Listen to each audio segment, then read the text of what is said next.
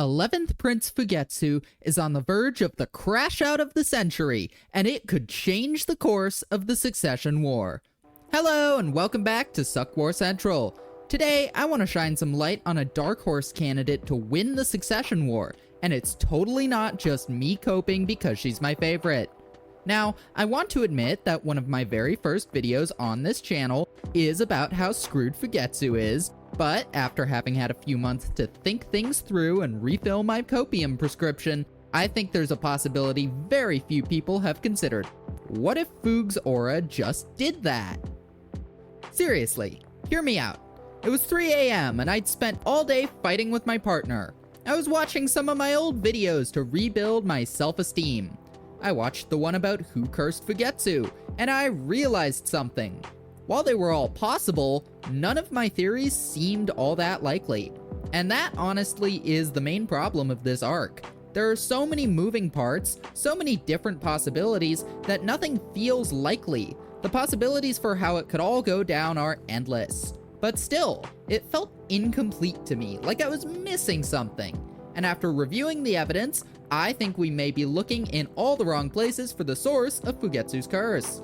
You see, we've been taking the opinions of those knowledgeable in the subject as facts, and when it comes to Nen, sometimes even the experts are just taking stabs in the dark.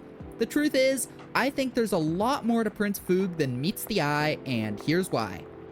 Kacho and Fugetsu aren't just these sweet, innocent girls who didn't want to take part in this killing game. They also represent something very specific. You see, their names form the components of the Japanese proverb Kacho Fugetsu, which, composed of the kanji for flower, bird, wind, and moon, refers to the beauties of nature. However, this proverb also has an additional meaning. It refers to how, through observing nature, one can attain personal growth or development. Additionally, I'd like to point out that Kacho gets the light and fluffy kanji, flower and bird, while Fuge's kanji, wind and moon, can have more sinister meanings.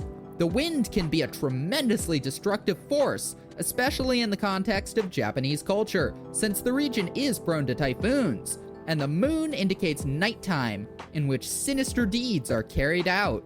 Still not seeing the vision yet? Let me sell you on it a bit more. This entire thing is about nature.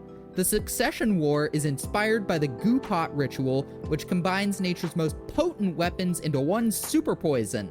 A theme throughout Togashi's work, time and time again, is how human beings are the most terrifying thing nature has to offer. The guardian spirit beasts aren't the only animals in this game.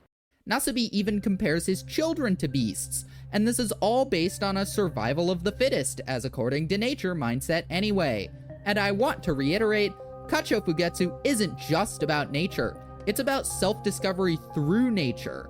Togashi's view of humanity is pretty bleak, to say the least. Fugetsu could just be the latest example of how he thinks there's a monster inside every person waiting to be nurtured and released.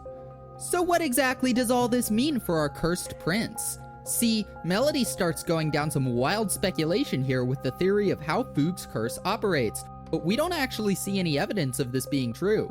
We really have no proof aside from this bug bite thing that Fuge was cursed to begin with. This bug bite can be explained in all sorts of ways. Maybe she was actually poisoned by non-Nen related means, or maybe it's left over from How to Get Away with Murder. I want to remind everyone that How to Get Away with Murder was briefly attached to Prince Fugetsu before she vanished and caused the ability to fail. How to Get Away with Murder is this little stinger ball thing, and it has a needle. This could make exactly the sort of injection mark we see on Fuge. This whole thing would make an excellent red herring in the mystery of Fugetsu's state, and is exactly the sort of thing Togashi would do to disguise the fact that Fuge is just like this now. Now, another reason you might be so inclined to think Fuge is cursed would be these freaky-deaky spirits surrounding her like vultures circling a dying animal. Surely those don't just appear out of nowhere, and they have to be components of some Nen ability, right?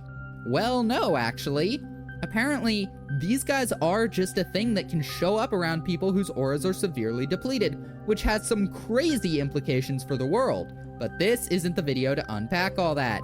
And no, this isn't just Melody's speculation either. She's not just some superstitious weirdo acting on her own. Prince Benjamin himself confirms that spirits showing up to haunt people is just a phenomenon that occurs, which again feels really weird to say about Hunter x Hunter, but here we are. With how this series has progressed, it can be very easy to forget that we live in the world of shape-shifting magical beasts, and also apparently the undead. So, with that in mind, what exactly is the evidence that Fugetsu was cursed in the first place? All we actually have to go on is that little mark, which has plenty of alternate explanations, and the fact that her aura levels are pretty much always near 0. But again, I want to stress I believe that this is all self-imposed. Ever since her failed escape attempt with Kacho, Fugue has been pushing her ability beyond its reasonable limits in order to learn about it and how best to use it. Melody and Kacho Beast are assuming that this is due to some sort of manipulation, but honestly, with what we know about Fugue, is this not reasonable behavior? She pretty much lives for her sister. One of the first images aboard the Black Whale that we have of her is her crying over the fact that she can't be in the same place as Kacho, and she's absolutely hell-bent on protecting her at all costs. I mean, Kacho Fugetsu is one saying. You can't have one half without the other. They just go together. All this to say, after this near-death experience and the realization that escaping the Succession War isn't an option, it's only natural that Fugue will be determined to fight to protect Kacho. She is pushing herself as hard as she possibly can in order to make sure that Kacho survives. It's her whole reason for carrying on. One small problem, Kacho is already dead. As soon as Fugue finds this out, she is on track to have a Gon finding out Kite's dead level crash out as well. Speaking of which, I've noticed some parallels between Kacho and Fugue and Gon and Killua. Fugue is the modest, direct, and genuine dark-haired one, while Kacho's the more outgoing, sassy, protective, conniving, light-haired one.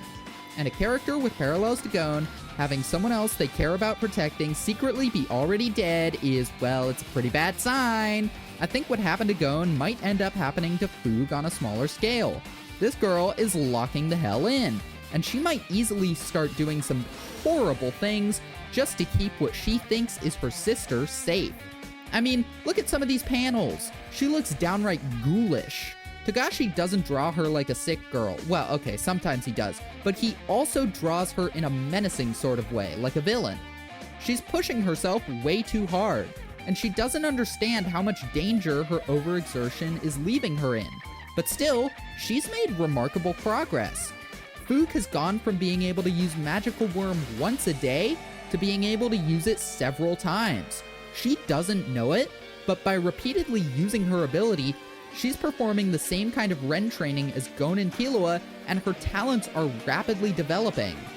Every one of King Nasabi's children has shown to be tremendously gifted with Nen. Benjamin Baton is exceptionally powerful. Cat's Name is capable of bringing Camilla back from the dead. Parallel Future breaks reality as we know it. Grimal Le Dissonance is an unblockable menace unlike anything else we've ever seen, and Contagion is the single most dangerous Hatsu that Togashi has ever shown us. The Huiguo-Ro bloodline runs rich with talent, and Fugetsu seems to be no exception. Right now, she's untrained. She barely knows anything about Nen or how it works, and she's pushing herself to the point of complete exhaustion without actually knowing why. But if Melody's faction can get her under control and properly train her to wield Nen, she could become a monster on the level of her siblings. She's proving, right now, that she has that dog in her.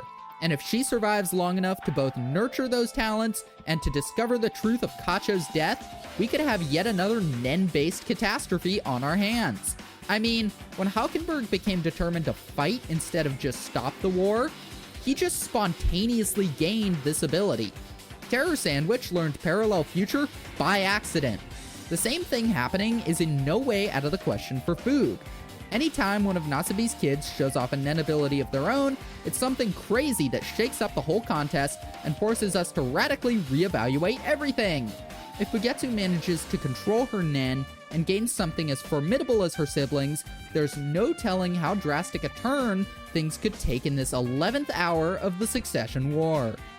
Many fans of Fugue see her current state and worry that she's going to die soon, but that is the best case scenario.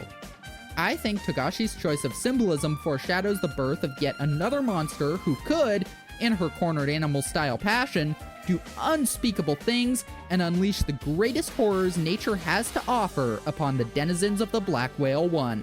But hey, this could easily just be me overdosing on copium. I could be wrong.